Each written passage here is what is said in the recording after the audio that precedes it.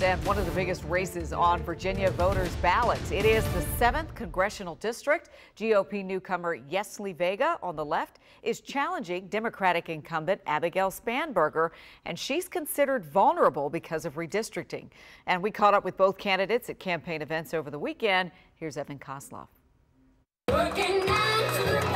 Republican challenger Yesli Vega was in Triangle, Virginia on Saturday, while Democrat incumbent Abigail Spanberger was in Woodbridge at an early voting rally.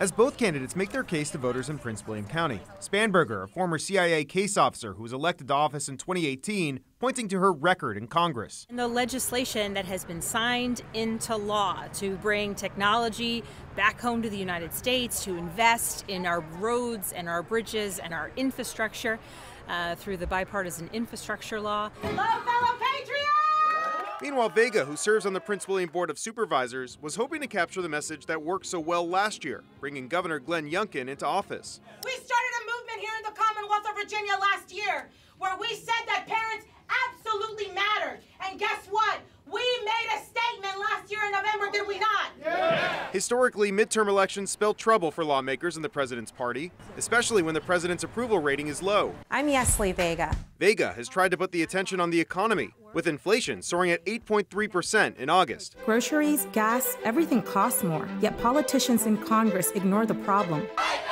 But following the overturning of Roe v. Wade, the Spanberger campaign is looking to make this the primary issue of the campaign. Yesli Vega cheered the Supreme Court decision overturning Roe v. Wade. Both candidates answering questions on abortion access this weekend. The contrast between my opponent's position on abortion and mine could not be starker.